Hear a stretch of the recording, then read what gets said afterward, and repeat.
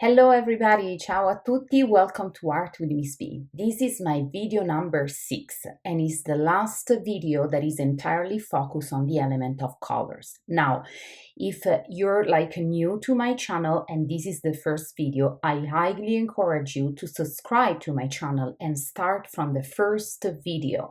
I'm going basically in a specific order and I do two videos each element of art. So in my first video, I introduce myself and what is this channel about, and we do a short practice about lines.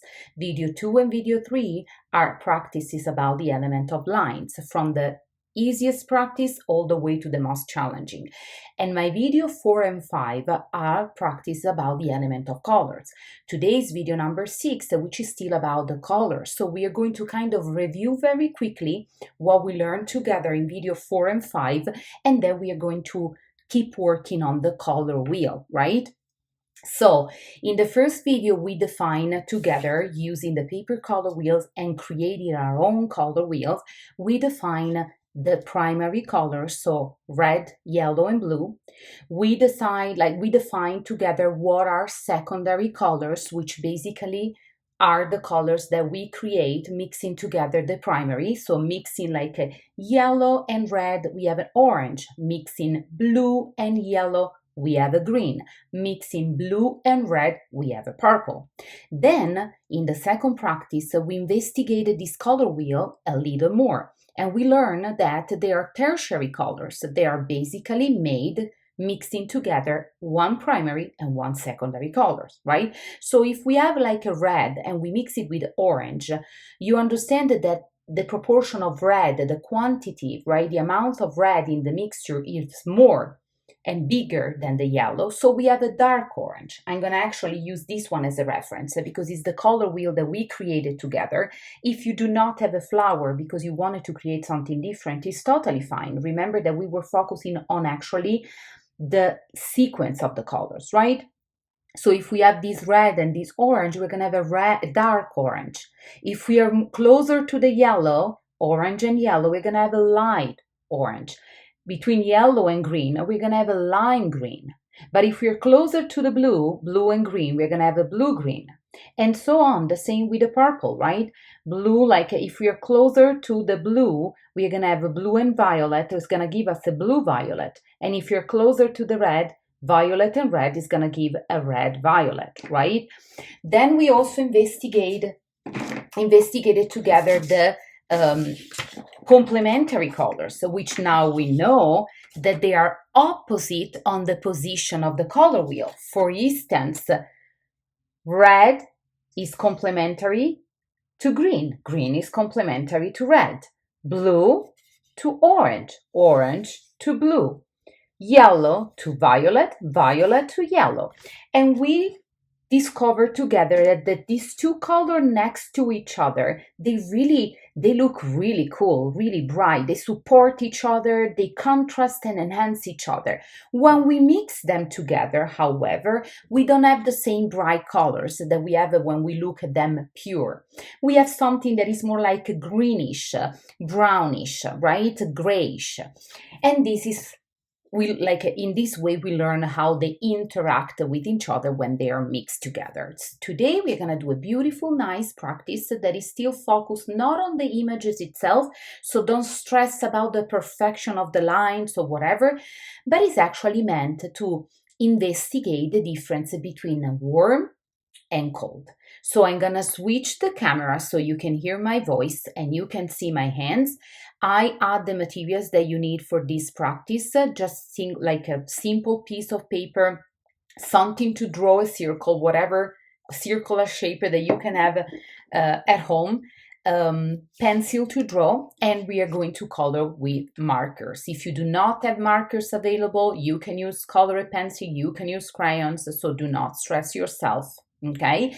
And I will add in the descriptions all the materials needed, so you can pause the video Get your materials ready and then come back and practice with me.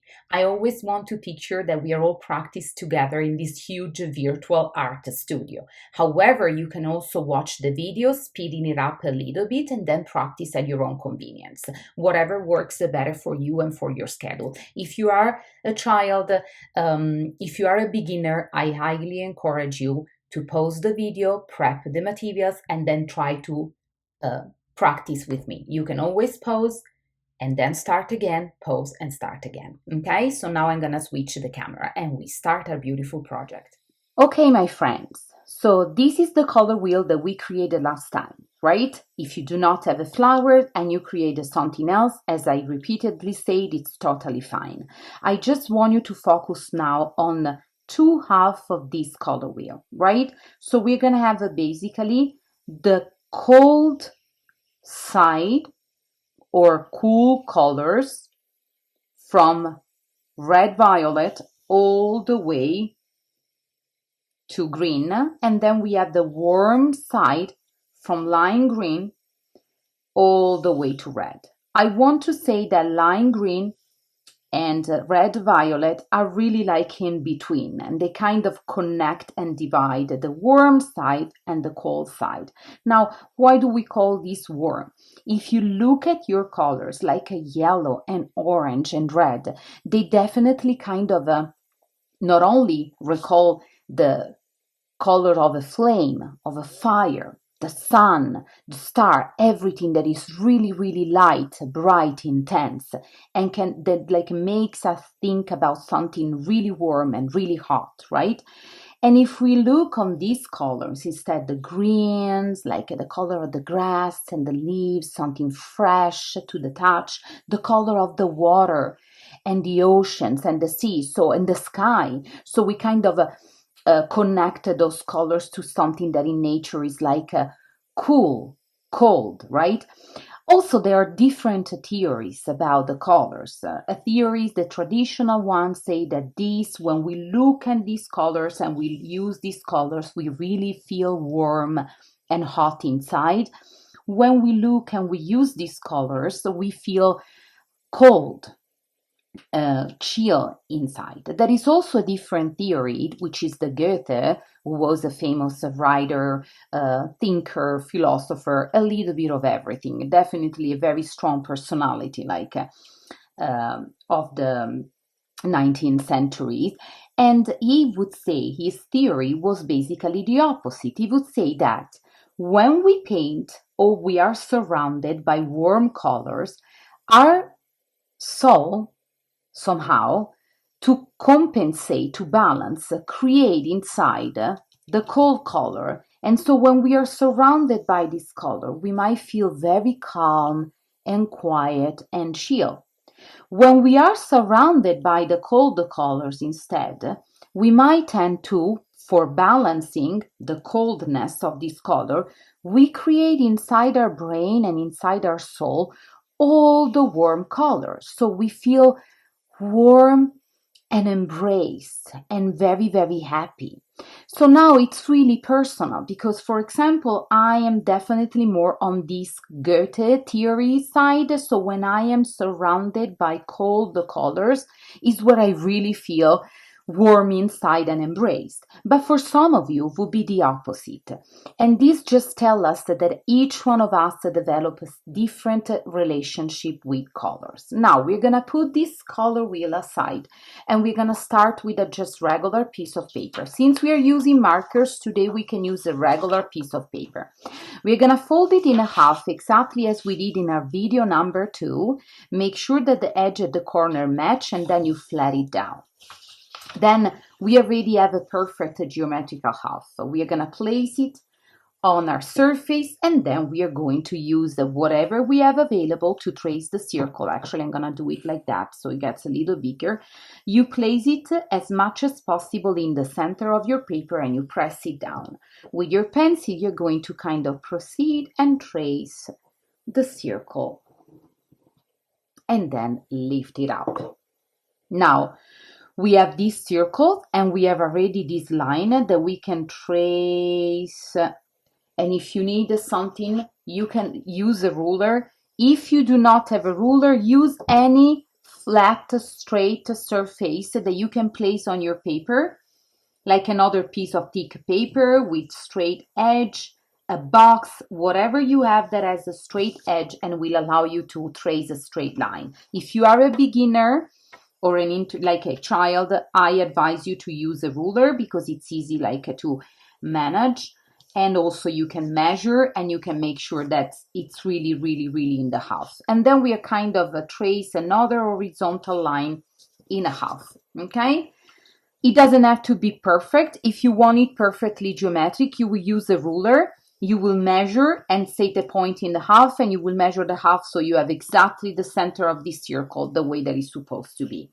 Now, we are going to kind of trace a couple of marks on each quarter, inside each quarter of the circle. Once again, I'm doing it this like I'm not paying too much attention to the perfection of this geometrical shape that we are creating, because I want you to pay attention to the color wheel, to the warm and cold palette, and to the coloring technique. However, you can do the same with the ruler. You measure the distance and then you will place your mark equidistant to one another. Then using the same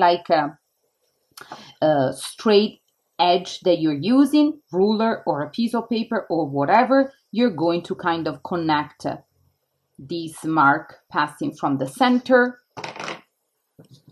You can turn the paper if you want to see at one point, and you can even do freehand. I just want you to divide this circle into smaller spaces just because it's going to be easy to create a symmetric design. Now, if you are a child or a beginner, symmetric means that whatever is happening on the left side is going to happen also on the right side, right? My two hands are symmetric, correct? They are both five fingers, both in the same position. Now, if I turn this one into a different position, they are not symmetric anymore because the shape of my hand that you see on the left side is different to what you see on my right side. This is what symmetric means. We are dividing these circles to create a beautiful design that more or less looks the same left side and right side. So I'm going to start doing a tiny little circle that is going to represent the center of my design. And then let's say that we start. These lines that we trace will help us to keep the size of all the details the same and to give this design a sense of, as we just say, symmetry, right? You can turn the paper around because it needs to be comfortable for you. So for example, I'm doing petals, and thanks to the lines that I trace, it's easy for me to make them the same size and the same height. So you keep going and we create this mandala. Actually, this is actually inspired by mandalas. Mandalas means circle in a language that is called Sanskrit. And this is a circle, and inside the circle, we are creating a design. Mandalas are a very, very beautiful form of fine art in Asia, India, and many other culture. In Islamic culture, they use a lot of mandalas to decorate. Actually, I think that every culture use mandalas, and the mandalas is basically when we have a design included in a circle. The circle gives us this idea of boundaries and protections. It's like that we are creating something beautiful inside a circle that gets protected by the outside.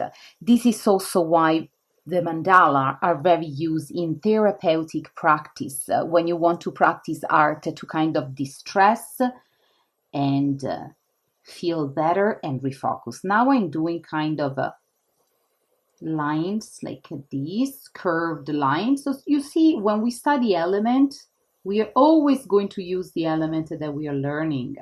The lines. Now we're going to use the colors. We are creating a shape, which is another element of art. So this is also proof that every element is very well connected to the other. And we will learn together, building strong foundation in element, that we can use this element to express like and convey meaning to what we do. Now I think that I will add a little circle.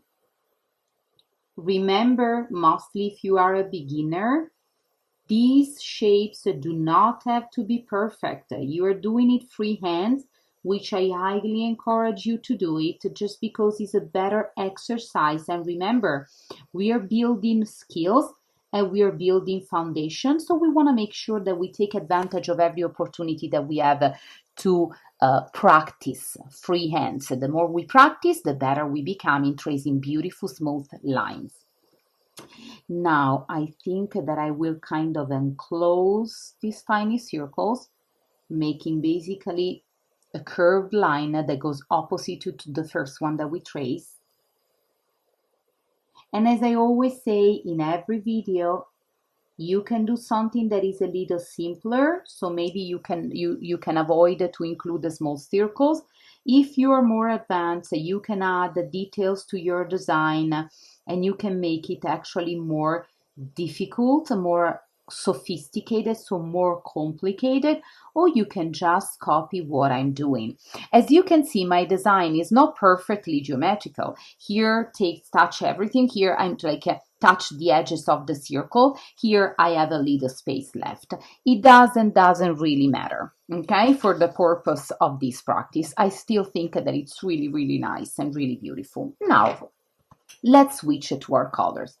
You see the lines that we have because we divided the paper in two, right? So we pretend that we have, this is the first size, the left size, and this is our second, okay? I'm using Roman number.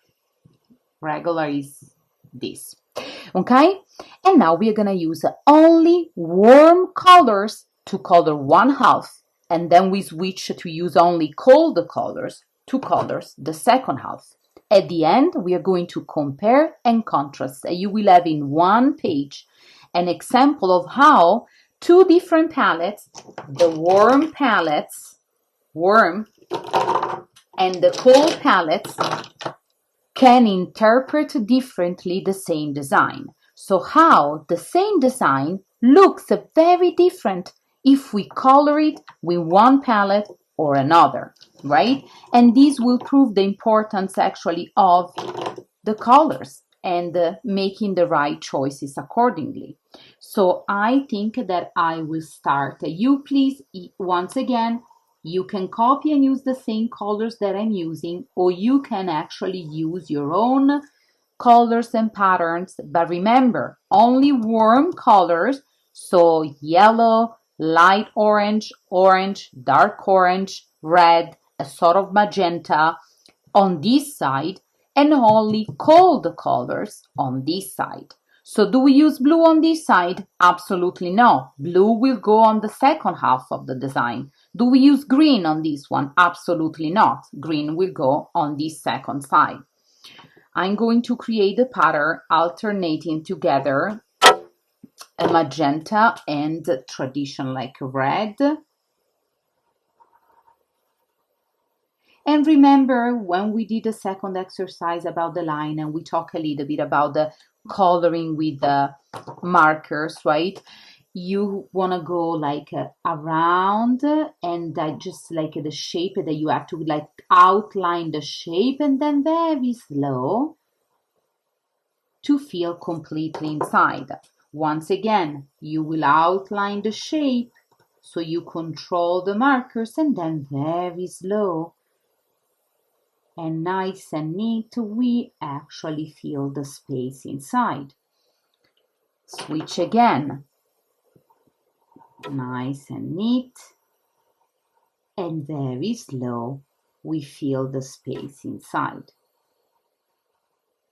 And now I have one last, because the half is done. And I complete with the red and very slow, kind of tracing lines with the marker, I finish this one. Now I'm going to switch for a dark orange and I will color the background between the petal shape and the circle. Once again, you see, I'm outlining the space that I have to color, and then I am color it. I'm going to use a dark orange when I have red, and then a mid orange, so traditional like orange, I would say light actually, when I am using magenta. The technique is always the same. I outline and color. Now, to do a little faster, let's say that I know that I'm alternating these colors. I know that this is dark orange, light orange, dark orange, light orange, dark orange. So instead to switch a marker every single time, I kind of count the spaces that I will color using the same markers. And so I do first all the spaces with the same marker, and then I switch. And now I know that these two left are light orange for me. Maybe you're using red here, maybe you're using yellow, maybe you created inside your mandala a different shape. It doesn't really matter. What does matter is that you have a one design and you're coloring using two different palettes, warm palettes on one side and cold palettes on the other side. Now for my circle, I think that I will use red again. And this time I would do my circle or red, the tiny one.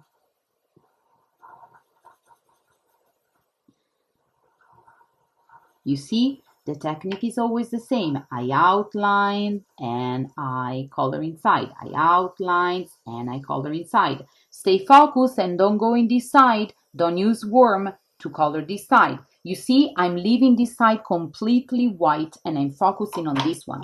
Then I'm gonna use a yellow and I will color the circle around the smaller circle. So the circle around the red. I'm going to outline it and then I'm going to fill the space. Try to be careful, try to stay inside the lines that you trace, within the shapes that you created, and also try to fill the space, fill in all the gaps so we don't see the white of the paper underneath. If there is a little accident that happened, we do not stress about it, right guys? We do not throw the piece away. We are gonna finish work on this piece because the important things about it is the practice. So we are going to complete, finish to color our beautiful design, even if a little accident happens. We are going to still compare and contrast the way that the same design looks with two different color palettes, warm and cold, and then we are going to save it in our journal. Then if you're not happy with the practice, and now that you know how to build a mandala, you can do it again. And in doing it again, you will have one extra practice and you can notice the differences and one went better in the second practice than in the first. But as I always say to my students in school, we don't throw anything away. We keep everything because it is a practice. So we keep working on the piece until it's over. Now I'm going to use the same magenta that I used here, like a red hot pink, and you see a little accident happened in mine. I went a little bit outside the circle and it doesn't really matter. I will make this circle a little like bigger. So I will alternate a magenta with a dark orange. So as I say, since I know that this is magenta, this will be dark orange, this is gonna be magenta. I'm going to outline my space. This is gonna be dark orange and the last one is gonna be magenta, and then one more dark orange. So since I have the magenta, I'm going to finish first the spaces that needs the same color. It's more convenient and it saves me time. And then I will switch to my orange. And I think that I will use this one and I will outline first and fill the space. Outline first and fill the space. Outline first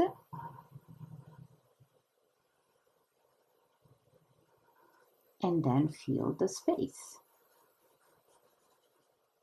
This space is going to be bigger than this because, as I say, I did the shape freehand and I didn't focus too much on the perfection. In the future, we might create a mandala using rulers, so make sure that the shape is really perfect. But today, I need this design for a different purpose.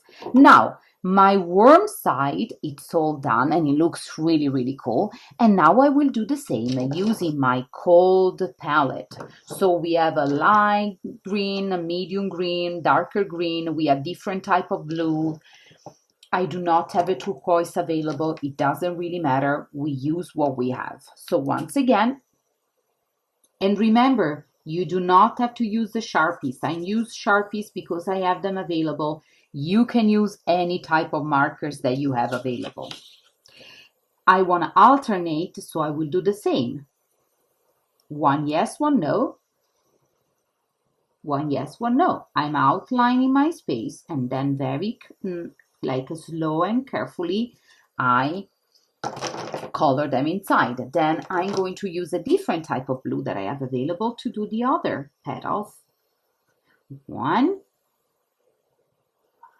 2, and 3. And now very carefully I will fill the space. Remember, mostly if you are like a child and you're learning how to use the markers and how to make how to use a good technique. Remember that the secret is that you need to go slow. We don't do like this because otherwise we will color over and not inside and we will mess it up. You take your time also because it's such a beautiful activity. We really don't want that to be, over too soon. I'm going to use a purple for all of these circles, and once again I'm outlining and then coloring inside. Remember what I said before, if the circles are not perfect, it doesn't really matter. This is not the goal of the exercise. We are not working on shapes, so we are not focusing on the perfection of the shapes, but we are working on the color palette. So we just need this design to contrast and compare. Now it's time for me to switch to a green, and I think that I will alternate a couple of green here. So once again, I'm outlining and coloring inside. I'm not gonna switch the color. I will leave this empty because I want to use a lighter green, and I will proceed to the next space that I color with the same color.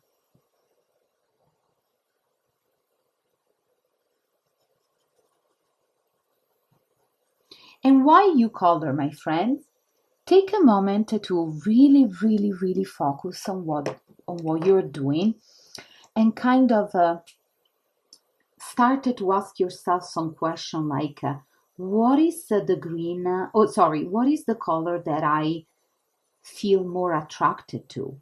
What is the color that I think is the most beautiful in this color wheel? How do I feel when I color and I use blues and greens and cold color in general? And how do I feel when I use warm colors in general? Start to ask yourself this question while you breathe and do this activity with me.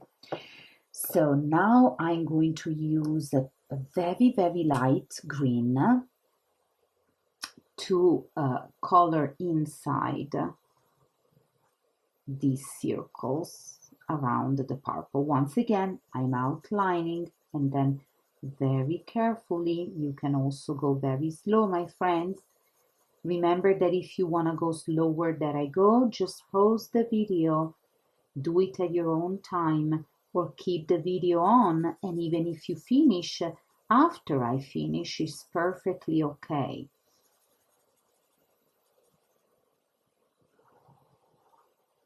Outline, outline, and then you have your space set for you, so you have the boundaries that tell you where to color and where not to.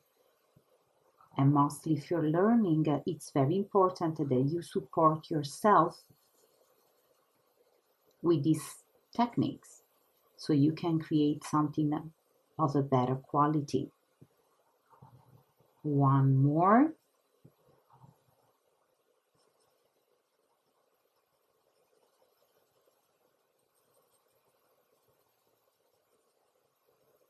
small strokes. Strokes is like the movement. Remember, friends, we don't do this, but we just really carefully color inside the space. I don't know why now it's out of focus. So let's try again. I want to kind of, there you go, much better. Sorry, and I always apologize. Sometimes I'm so focused in creating the pieces that I forget about all the technicality. In fact, it's probably the aspect that I like the least, the technology, but I'm also grateful because thanks to this camera, we can work together. So I promise that I will learn along the way and I will get better and better. And now I will use probably my darkest of the blue to fill this space, and I will actually alternate dark light, dark light, dark light. Once again, we outline very slowly, trying to do our best, and then we fill the space inside.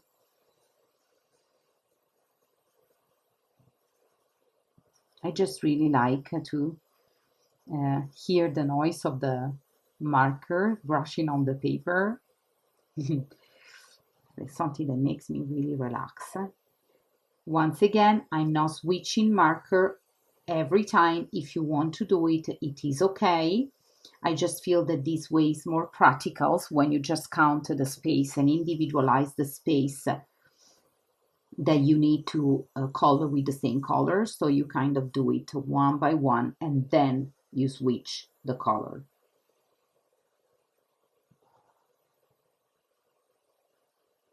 Careful when you're coloring close to another shade. And remember to breathe, my friend. So now I'm going to color probably using this nice lighter blue. Once again, the technique is the same. You outline so you have boundaries that set your space, and then very carefully and slowly you will color inside. There we go. Outline, outline, and very carefully inside. The last one, we fill the space, and then we are all done. This is so beautiful and so cool. Now, if you want to add the fine last touch, which is an extremely good practice and exercise to, for fine motor skills, you can use a black marker or a black Sharpie to outline the shapes. In doing this, not only you might enhance and support the design better, but it's one more practice that you are giving yourself to trace good quality of lines. And remember, friend, art is like a sport. The more you practice, the better you become.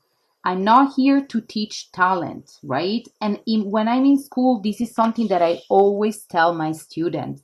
I do not grade talent. I grade effort. I grade the quality of the skill, the improvement, right? We all have skills, and those skills can be trained. Fine motor skills, they can be trained, and this is an excellent, very creative, fun, and colorful way to exercise and get better in our fine motor skills, right? These videos that I'm creating are meant for all grades and all age. So once again, if you are a senior and you kind of like my accent and you're very into art, these practices are fantastic exercises to keep your fine motor skills sharp. We know that when we age, fine motor skills can be a challenge. This is a wonderful way, like many other craft and art forms, I always forget the S. It's a good practice, as I was saying, to keep your skills sharp and have fun and do something nice, creative, colorful, If you are a beginner, these videos are fantastic because we are building the foundations for fine arts, more like, challenging programs and projects in the future, but we are building very strong foundations step by step. If you are an intermediate, you want to review the basic concept and you want to review the element and the principle of art and design, these videos are really good for you. Remember that we're also building a portfolio. Every time that you finish a project with me, you're going to save it in a folder. If you do not have a folder, you can make one yourself with a big piece of paper folding in half, or you can at least save all the pieces, organize them together in order. This is why I always encourage you, if you're new to my channel, to watch the videos in order from number 1 all the way to 6 and practice it the same way that I am practicing. One more. This is so beautiful. One final touch. The line outside. Turn the paper so you're always like facing forward, basically moving your hands in a way that is comfortable instead to twist your hands. The paper, and we close it. And ta-da! Beautiful, beautiful, beautiful. Now, final observation before we switch the camera once again to say goodbye. You have a one same design with 2 different color palettes. Warm palette, cold palette. Cover this up if you have a piece of paper, even better, because you're gonna cover this up better, and you only look at this one. How does this make you feel? This brightness, the intensity of the warm color, the yellow, light orange, dark orange, red, and magenta, how do they make you feel? Do you think that they convey the meaning that you wanted in this design? Do you think that this design looks great with this palette? And now you ask yourself the same questions, actually, observing the cold palette. How do these cold color, light, medium, and dark blue, light, medium, and darker green, and a purple make you feel? Do you think that this design looks better with this palette or with the other one? How do you feel when you look at this palette? For example, for me, it's an easy choice. I'm really, really, really into cold palette, and they make me feel very, very happy, but not too excited, calm, and embraced. This is my personal connection with them. So for me, this design is definitely better, at least for what I want to from this design, is definitely better with a cold color. But who knows about you, right? Maybe some of you won't have any preference. It is totally fine. I'm going to save this project in my folder on top of the color wheels that we created on video 5, so we keep everything neat and organized, and I'm gonna switch the camera once again so we can say goodbye. Okay guys, this was such a nice and fun practice. Remember what I say during the practice. It doesn't matter if the shape is not perfect. This practice was all focused on colors and not on shapes. We will face the element of shapes when we will pay a lot of attention to the precision that we will use to trace those shapes. But now we are into colors, and we are basically into our warm side of the color wheel and cold side of the color wheel. So we needed something that was exactly the same design, color, 2 different palettes, so you can kind of take a mental notes. If you want to write down your notes on the same page or on the back, do so, of what these colors, how these colors actually make you feel. So remember, it's very important. We are saving this into a folder where I'm keeping actually all the projects that we did together from video number 1 until video number 6. If you do not have a folder, make one. Something important to remember, mostly if you are a kid and you're watching this video, if you are a homeschool student, it is important to clean up everything. So you will place all the markers back where they belong, in a box, in a bucket, whatever. You're gonna clean up your stations, and you're gonna have everything neat and organized. You don't let your parents do that for you. You do it together, right? So remember, if you like this video, put like, subscribe to my channel, and I would love to hear from you in the comment. Let me know, for example, which is your palette. Are you a warm palette guy or girl? Are you a cold palette person? Like, what are the colors that you think you're most attracted to, and what are the colors instead that you don't feel attracted at all, and sometimes you really have an hard time to incorporate and include them into a design. Today was a good practice for fine motor skills, for practice for colors and understanding better the color wheels, and a good quality of lines, which is the first element that we studied together in video 1, 2, and 3. So I hope to see you soon. The next video will be about another element of art, which is going to be value, which is extremely important. I don't want to anticipate anything. Value practice, it's a little more challenging if you want to, but it is extremely important for you to create in the future beautiful, dynamic, and interesting artworks. So I see you all soon. Bye. Ciao a tutti.